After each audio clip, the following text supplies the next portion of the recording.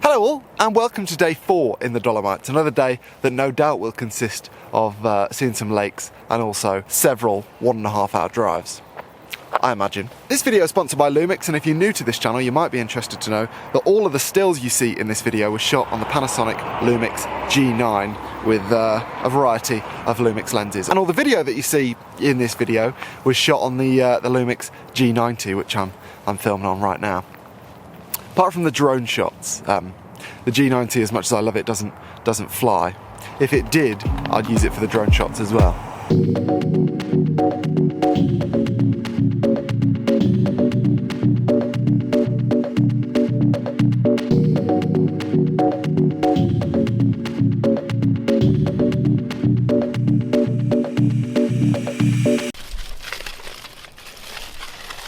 Well, it's another day, another lunch, and another lake, sort of. I've cocked up my research a bit. Oh, you are joking. Yeah, as you might be able to see, the lake is completely dried out. I mean, it would have been lovely with a reflection of the mountain in the water, but no. I didn't pay enough attention to the resources that I referred to. Still, lovely lunch, and another really nice spot. Just would have been a little bit nicer with a reflection. The worst of it is that this is the plan B location for today. The plan A was Seceda, which I don't know if that's how you say it, but basically it's the mountain that you see loads of photos of with the mist coming in and all looks very dramatic. The cable car for that closed 2 days ago. Found that out last night, and it's basically like a 6-kilometre walk up and down, and I wanted to get to a couple of other places today, so we weren't going to have time for that. So this was the plan B, and it's dried up.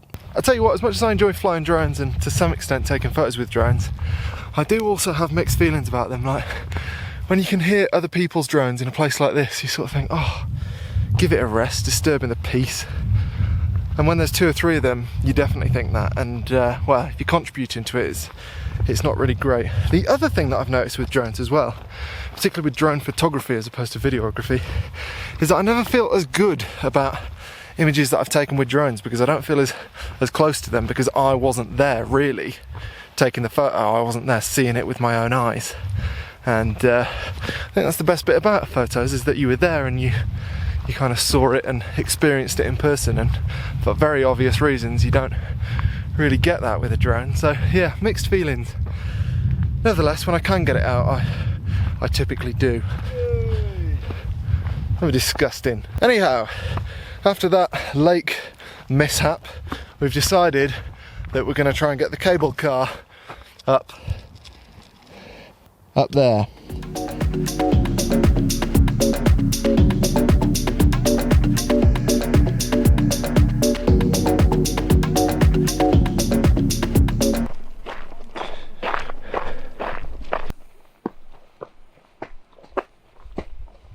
Well, this place is something else. Again, I don't know what it's called. It's this. Yeah.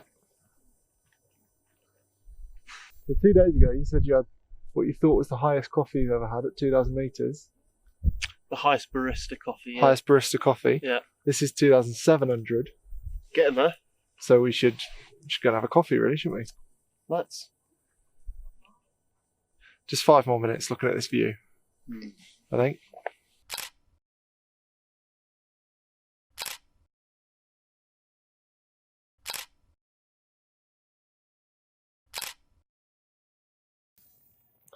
As I said in the last video, it's quite difficult on days like this, in places like this, to capture what you're seeing and the grandeur of it all in one still.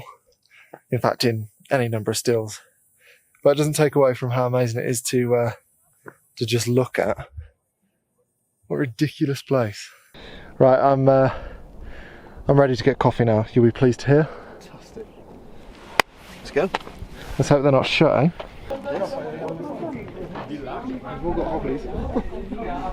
There we go. 2752 metres. Highest barista coffee. Good. Lacking oxygen. Beautiful. I wouldn't say it's a cappuccino, but it's definitely a coffee. What do you mean it's not cappuccino? I don't know where the froth is, or the chocolate. It's nice nonetheless, don't get me wrong, but Yep, fair enough.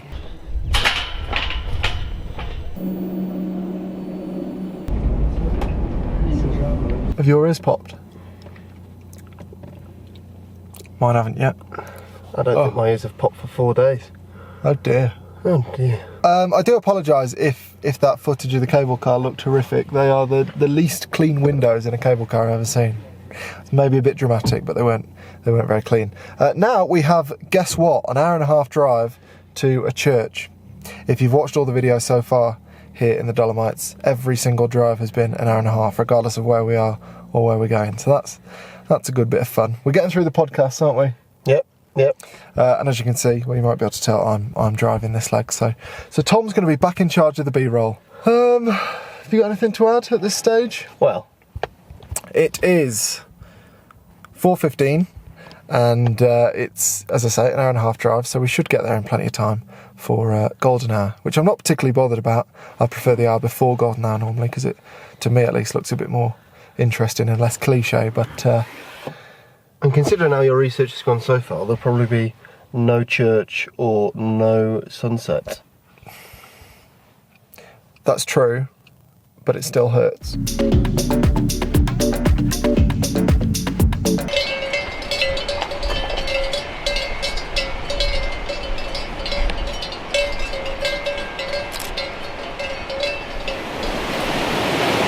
Well, that was good. I mean, as you could see, I wasn't the only photographer there.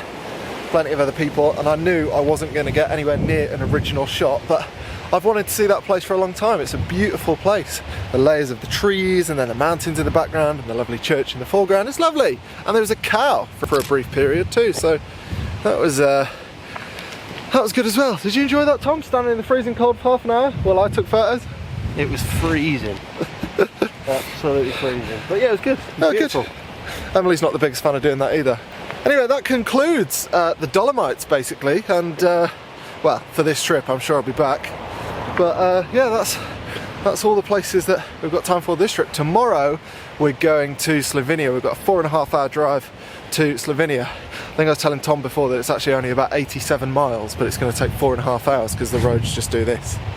So that'll be fun. Anyway, thank you for watching, and thank you once again to Lumix for sponsoring this video. And yeah, looking forward to Slovenia next week with my G9 for stills and my G90 for video, where I will do that that video about how I do photography vlogging with that camera and the kind of things I think about and stuff. So yes, that's next week. See you then.